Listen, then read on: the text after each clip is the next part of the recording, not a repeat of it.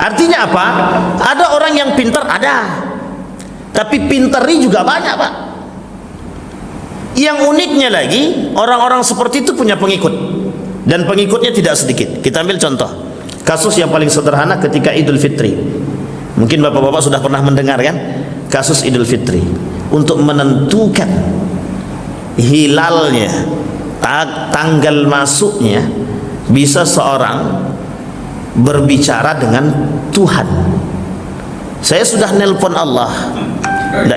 Nah ini kasus realita. Mohon maaf Pak, kita bukan ingin menjelekkan, bukan, tapi kita ingin ambil pelajaran dari situ. Apa pelajarannya Pak?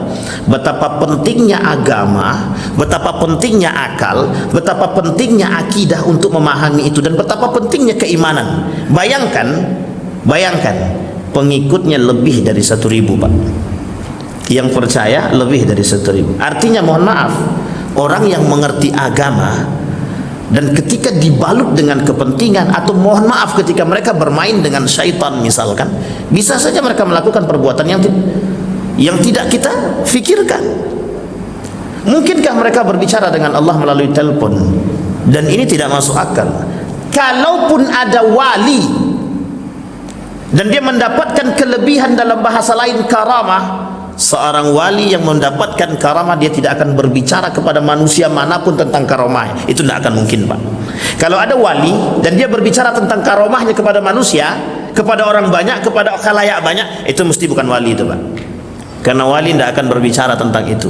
Orang yang mendapatkan kelebihan dari Allah itu tidak akan pernah. Nabi diberikan mukjizat, tak pernah mengatakan kepada manusia bahwa dia punya mukjizat lebih.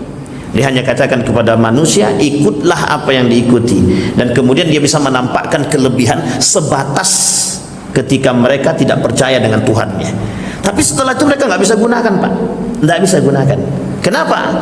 Karena itu hanya diperuntukkan ketika mereka ingin mendatangkan atau mengajak orang lain untuk percaya kepada Allah. Maka bahasa Nabi betul, malam tasma'u antum wala aba, kelak kalian akan mendengar sesuatu yang kalian nggak pernah dengar. Bahkan orang tua kalian zaman dulu nggak pernah mendengar, bahkan kakek-kakek kalian pun nggak pernah mendengar. Kita ambil contoh yang lain, yang lagi viral. Mungkin Bapak Ibu udah paham bahasa Suryani yang berbicara dengan malaikat.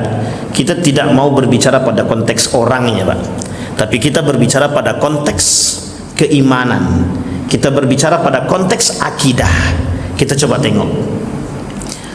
Said Hawa, seorang ulama besar, menuliskan dalam kitab yang pernah kita jelaskan di sini, 20 tanda yang bisa membatalkan syahadat. Artinya apa?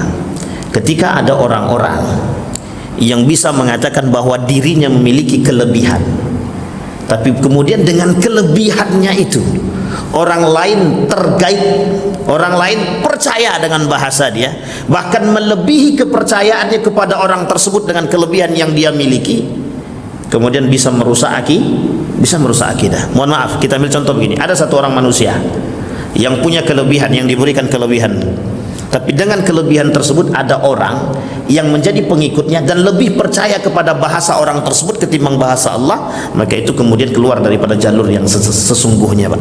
Artinya apa? Sudah merusak akidah dia, sudah merusak syahadat dia Pak. Bahkan lebih parah lagi, bisa-bisa terjerumus dalam kekufuran. Seperti bisa berbicara dengan bahasa malaikat, bisa berbicara dengan bahasa hewan, bisa berbicara dengan bahasa hujan, bisa berbicara dengan bahasa alam kubur. Kita perlu garis bawahi Pak, setinggi apapun kelebihan manusia, Nabi Sulaiman yang setinggi itu ilmunya, dia tak pernah menampakkan bahwa dia pernah berbicara dengan hujan. Dia tak pernah menampakkan dirinya berbicara dengan malaikat. Dia tak pernah nampakkan dirinya berbicara lebih daripada itu. Adakah manusia yang lebih daripada Nabi? Itu pertanyaan kita Pak. Dan itu apa yang dikatakan oleh Nabi. Masalahnya bukan itu. Kalau kita sehari ini abai dengan kondisi seperti ini, abai, kita abaikan dengan kondisi kita seperti ini, mohon maaf, pengikutnya banyak Pak. Pengikutnya banyak. Mulai sedikit demi sedikit pengikutnya bertambah. Pertanyaannya adalah, kemana para ulama, kemana para asatid yang selalu memberikan pencerahan kepada masyarakat, Yang mohon maaf ketika bahasa itu muncul dengan kelebihan, kita tergeser Pak, sedikit demi sedikit. Orang-orang akan berbondong-bondong ingin mempelajari bahasa Suryani. Yang mohon maaf ternyata dalam bahasa itu, kata kawan saya, kebetulan kawan saya salah satu pernah mempelajari bahasa jin, dalam tulisan-tulisan itu Bapak Ibu, mantra, bahasa mantra, dan hampir serupa. Saya tidak mengatakan itu sama, tapi hampir serupa dengan simbol-simbol itu. Dan ini berbahaya Pak, bukan tidak ada pengikutnya. Bahkan mereka berani mengatakan, ketika engkau ditanya oleh Allah, sebut man rabbuka gufran, tersebut nama langsung Pak. Ini berbahaya Pak. Kalau kita tak punya akidah yang kuat, berbahaya. Kita diajarkan dalam agama kita, man rabbuka, jawaban kita siapa? Tidak mungkin manusia yang kita jawab Pak. Ketika kita jawab man nabiyuka, masa manusia kita jawab? Dan ini lucu. Pernah terjadi, pernah sahabat Nabi, tapi cerita itu tidak pernah Nabi ceritakan kepada sahabat untuk diambil kelebihan seperti itu. Tidak. Nuaim, sahabat Nabi, yang ditanya oleh malaikat, apa jawaban dia? Ingat, Nabi masih di atas. Ketika Nuaim ditanya oleh malaikat, man nabiyuka, jawaban Nuaim sederhana Pak, Nabi sedang berada di atas. Jangan keras-keras, kata dia, beliau sedang ada di atas. Dan ini sahabat Nabi, dan dia tidak mengatakan dengan bahasa Nabi, tapi Nabi menyaksikan itu. Hadisnya sahih. Tapi bukan berarti apa yang dilakukan oleh Nabi itu dilakukan oleh manusia. Kelebihan ini hanya dimiliki oleh Nabi dan bukan manusia. Artinya ketika kita percaya dengan kondisi seperti ini mengabadi. Apa dampak daripada perbuatan demikian? Dampaknya Pak, mohon maaf, dampaknya itu besar Pak, besar. Bayangkan saat ini kita sedang diperlihatkan dengan hal-hal yang sederhana tapi menyesatkan. Pada masa Luqman Saifuddin, ini saya jelaskan kepada Bapak Ibu semua. Pada masa Luqman Saifuddin, Luqmanul Hakim menjadi menteri agama.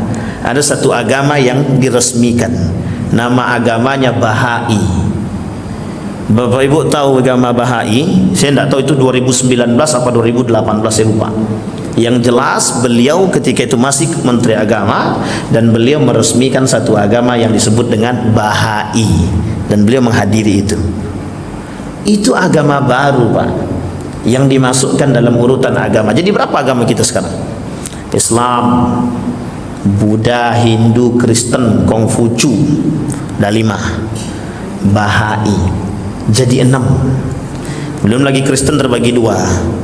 Ada Protestan, ada Katolik. Sampai sini paham Pak ya? Semakin hari semakin banyak Pak. Kita dulu muncul nabi palsu di India, muncul orang-orang yang mengaku Tuhan di Banyuwangi, muncul orang-orang yang mengaku malaikat, muncul orang-orang yang kemudian mengaku nabi. Rata-rata Pak di Jawa, rata-rata di Jawa.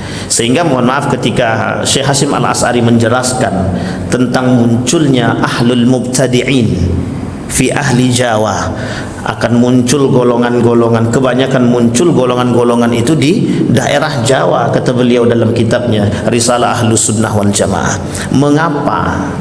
Dan itu menjadi masalah, mengapa? Yang itu kemudian dipertanyakan. Bahai sama munculnya di sana. Nabi palsu muncul di sana, yang mengaku Tuhan muncul di sana, orang yang bisa menggandakan duit percaya. Bahkan seorang profesor pun bergelar profesor bisa percaya dengan seorang pemuda yang bisa menggandakan duit. Coba bayangkan akidah Pak, akidah kita dirusak sedemikian rupa. Jadi tak salah. Dan itu mohon maaf kita masih melihat itu di konteks Jawa. Bayangkan orang-orang yang kemudian dengan bahasa ponari, coba lihat ponari Pak, batu yang dianggap bisa menyembuhkan manusia. Bapak tahu yang antri berapa banyak manusianya yang antri, yang dia hasilkan miliaran rupiah Pak hanya karena batu yang kita tidak tahu itu batunya bagaimana itu. Sampai sini Pak.